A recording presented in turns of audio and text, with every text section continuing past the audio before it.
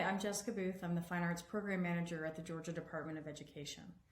And every year I'm allowed to do a State of the Arts and kind of give an update to everyone about what's going on in our state in art education at the GAEA conference. And I'm really happy to be with you again, even in this virtual setting. We're really fortunate.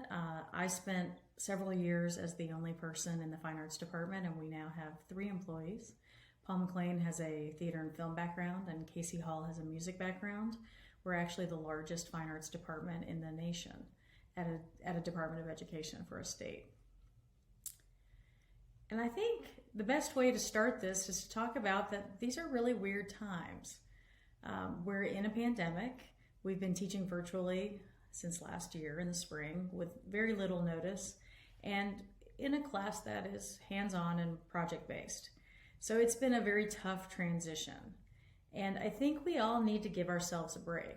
The good thing is, as art teachers, we're pretty good at weird. So we're surviving and adapting and changing everything we're doing to make sure that these weird times don't make students not be able to have an art education. So I came up with an idea about Maslow's hierarchy of needs, which we all learned when we were in our education programs in school to become certified. And this is kind of the art teacher edition. So if you think about that first level of Maslow's hierarchy of needs, it's physiological. It's food and water if you are just thinking as a person. But for an art teacher, it's going to be classroom supplies, an actual classroom, not a rolling cart, equipment, and the Georgia Standards of Excellence, which are kind of our food. That's what we base everything we do on.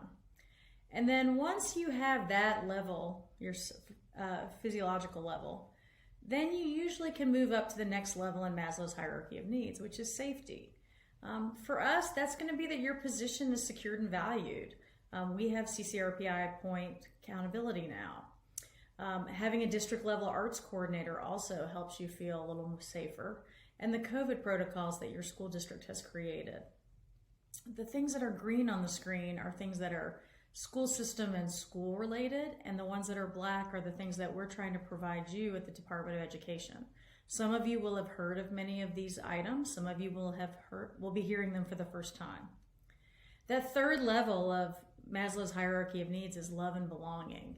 And for us, that's going to be a subject area professional learning community.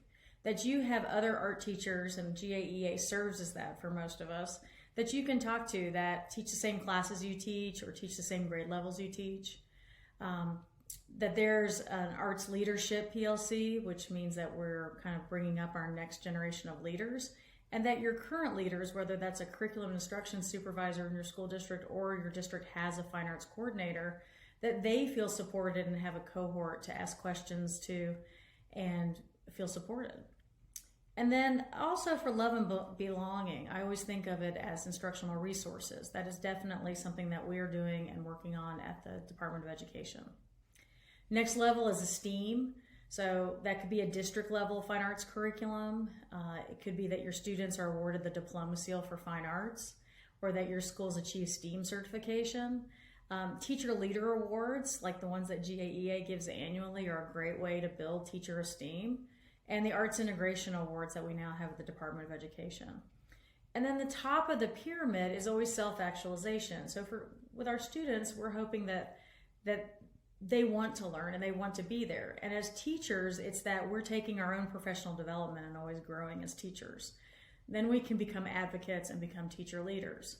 Well, it's really hard to get to professional development and get to self-actualization when there's other things missing in the pyramid.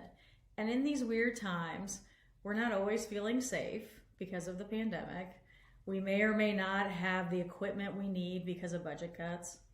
And the fact that you're taking this professional development shows that you're trying to achieve this higher level as a person and as an art teacher. Now, because of these weird times, you're going to fall back and forth among these different levels of the hierarchy of needs. So for us, the first level is going to be our GSE, and we create that at the DOE. We are the people who do professional development related to the GSE, and everything that we do goes back to Georgia Standards of Excellence. So for level 2, it's going to be the CCRPI points. Now, for those of you that are not as familiar with the CCRPI, it's how your school is graded, and it is made up of the 5 areas on the screen. So in the readiness area, which is yellow, there is a measure called Beyond the Core, whether that's elementary school, middle school, or high school. That Beyond the Core measure actually is the percentage of points that is allocated to whether or not your school has an art teacher. In the past, like in the last recession in 2008 and 9, we did not have any CCRPI points that dealt with access to art education.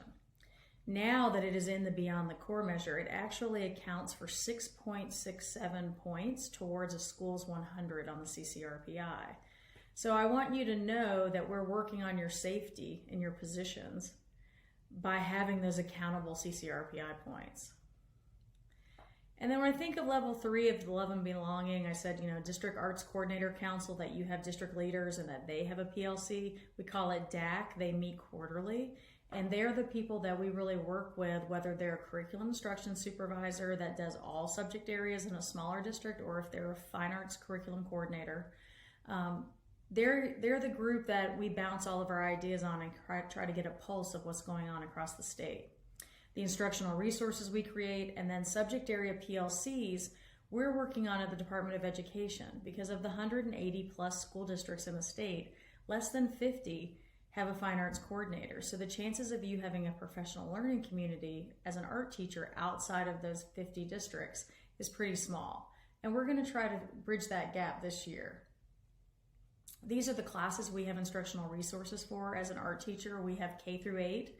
When I say instructional resources, it's going to include an entire school year's worth of materials. We also at the high school level have ceramics, art history, drawing and painting, jewelry. We've added sculpture and printmaking in addition to Visual Arts Comprehensive 1.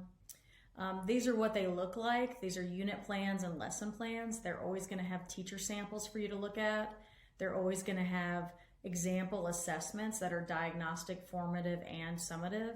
And they're going to have differentiated learning. So it's going to show you ways that you can adapt assignments for students who may have special needs, or how you can accelerate assignments for students who are gifted and talented. These are some examples of the assessments that go back to the standard. And then for this school year, because we're in these times, we wanted to make sure that we were providing support. These are on the Fine Arts website at gaea.org, but they are also on Georgia Public Broadcasting's Georgia Home Classroom. We created a series of digital learning plans that follow the same organizational structure as our regular instructional resources, that are scope and sequence, unit plans, lesson plans, assessments, presentations. With the digital teaching supports, we took existing lesson plans that we already had for our instructional resources and hired Georgia teachers to convert them into digital lesson plans for teachers who are teaching remotely and in a hybrid environment. These lesson plans also have packets so that you can take the packet section for students who do not have technology at home and have something that the parents can pick up that goes along with the assignment that the students are doing online. Some examples, we don't have a lot of these yet, but we have teachers right now working on creating more. Here's some examples of high school art. We have Ceramics 1 class, we have drawing and painting, and we have Visual Arts Comprehensive. We have a few lesson plans from each. I think there's 3 for each right now. And this is what they look like. This is an example of one of the ceramics lesson plans.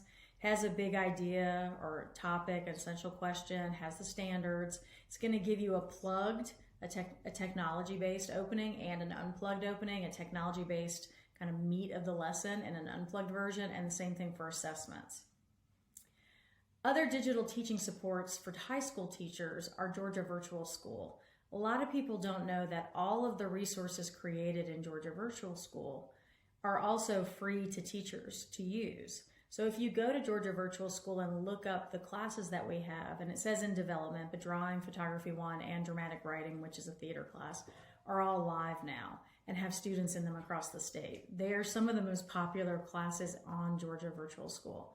But as a teacher, you can access all of the materials, including instructional videos, assessments, lesson plans, and unit plans that the students can see in their classes.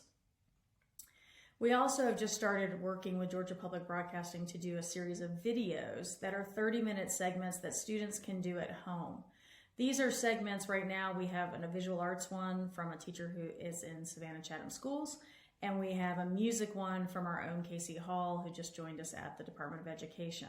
We're going to keep adding to these, and these are little half-hour segments. It might be something you want to look at in your classroom to add in, but really the audience for those is students who are at home or parents who are trying to have extra activities for students.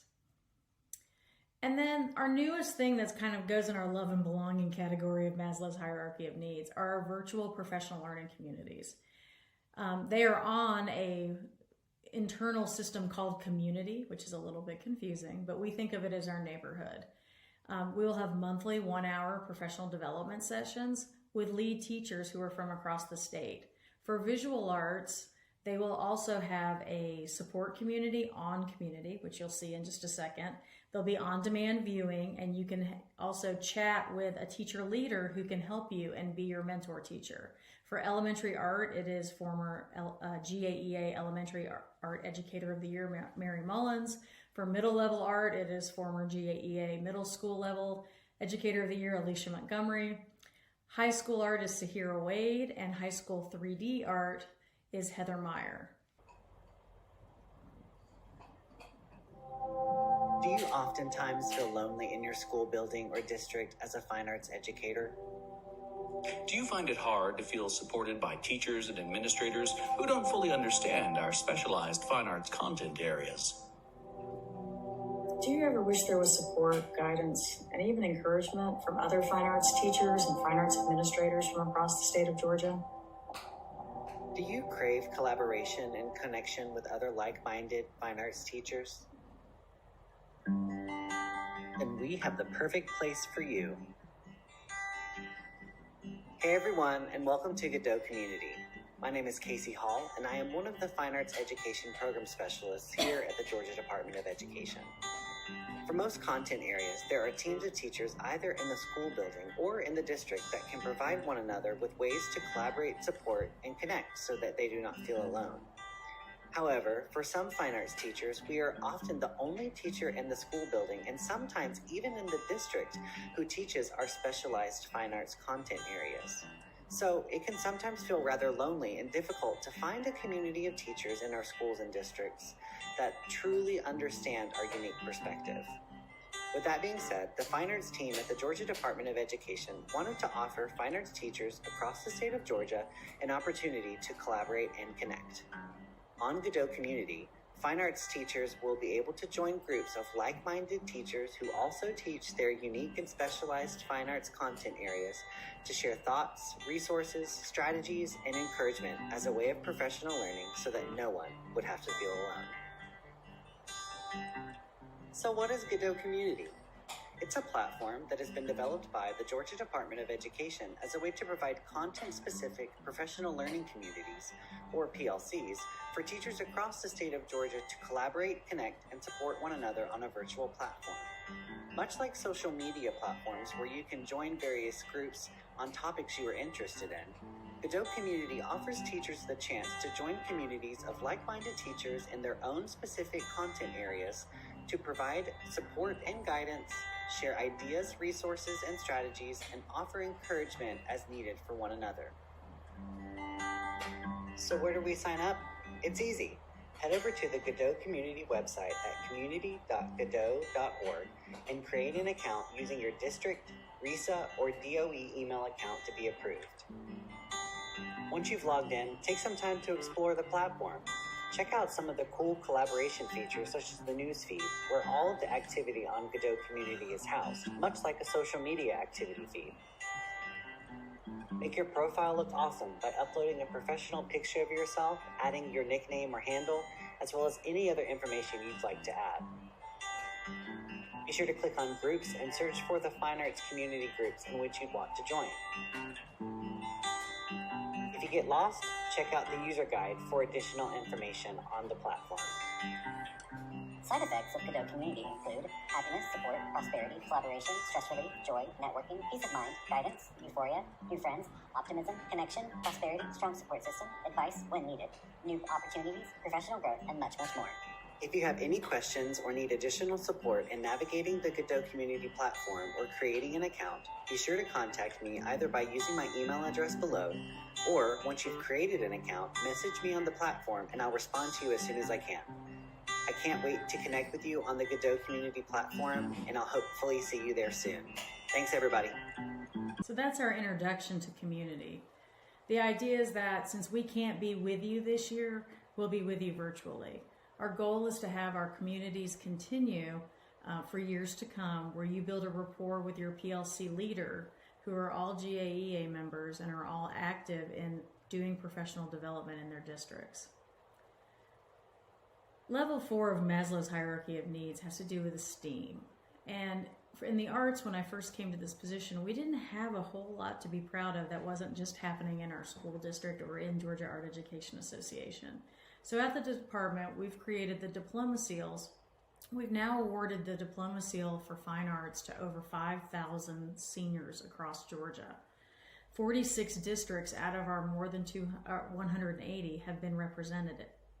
If your school district doesn't award the diploma seal, it's a pretty easy 2-page application where you lay out what capstone project and what community service your students will do, in addition to taking 4 fine arts classes during their high school career. We also created the Creative Schools Award recently. The Creative Schools Award has so far been awarded to 5 schools, but this award is designed for schools that are doing arts integration across all subject areas. These are arts integrated schools inside of every single subject area. So there is a arts education component where they do have certified art and music teachers, but that they also have arts integration occurring in every other class. And then level 5 of Maslow's hierarchy of need, like I said earlier, is self-actualization, which we think of as professional development in education, or being a teacher leader and really being advocates. And when I was a new teacher, I would always get asked, like, what's your advocacy plan? And when I was in school, and I even taught at Georgia State in their art ed program for a long time, we had students write an art advocacy plan. Well, it's really hard to do that until you've kind of made sure that all the other things are met in your life as a teacher. So you're here, which means you're participating in professional development in what is probably the most unusual year of education you will ever have. And what we're trying to do at the department is, if your school district doesn't offer subject-specific, art-specific PD, like on teacher planning days, you're just working in your room or meeting with parents, or you're taking a professional development class on literacy skills and how to incorporate that in your room, those are all great, but we really need to feed our souls. And GAEA and the conference has always done that. It's our way to get the tribe together, learn new things, and support each other. We're trying to reach out virtually at the Department of Education to expand that outside of the conference and keep it going all year. We are doing professional development in the fall and the spring. The fall classes for visual art have already happened, but I taped them all, and you can watch them at your leisure. At the beginning, this is our webpage. At the top of our webpage, it will go through the different classes that we have. If you're interested in watching one, they're all an hour long. Actually, they're usually about 45 minutes long with a couple questions and answers at the end. All you have to do is register for it. We send you a link so you can watch it on YouTube on a private channel that we have. We also created a smart infographic this year that you see in front of you called Digital Teaching in the Arts.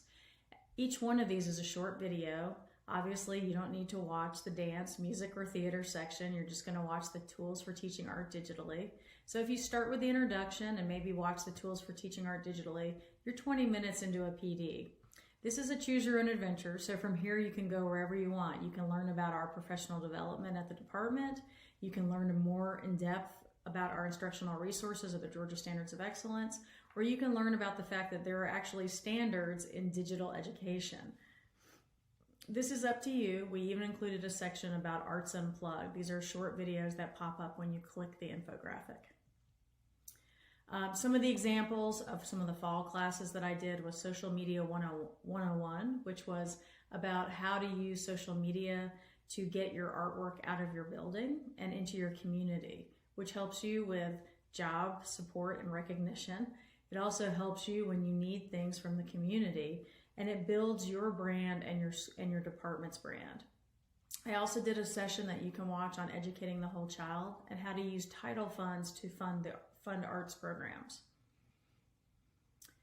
Other professional learning that we have, and there'll be a whole new series of classes in the spring that will be both live, and that'll be up on our website, and they'll be taped for later, is we have 3 classes in the professional learning opportunities tab inside your SLDS. So wherever you go to put your grades in, you'll see a PLO or professional learning tab. If you click it, we do have one course that's developed for elementary school visual art teachers, and we have a second course in development right now that'll be ready at the end of the school year. These are self-paced modules that you get a digital badge for at the end of the year, so you can sit in your planning period and watch them, participate in the activities, and then turn in the certificate to your principal at the end of the year for your teacher keys. I think the message I'm trying to get to you through all of this is that these are really scary times in lots of different ways. As an art teacher who survived the recession and kept their job, that was the first thing that I was worried about with the pandemic, more so than my own personal health, was how are we going to maintain the level of growth that we've maintained in arts in the last 5 years. And really, we've done all the supports we can, if you think about that whole pyramid of Maslow's hierarchy of needs, to make sure that our profession stays strong and that we're nurturing each other as much as we can through really difficult times.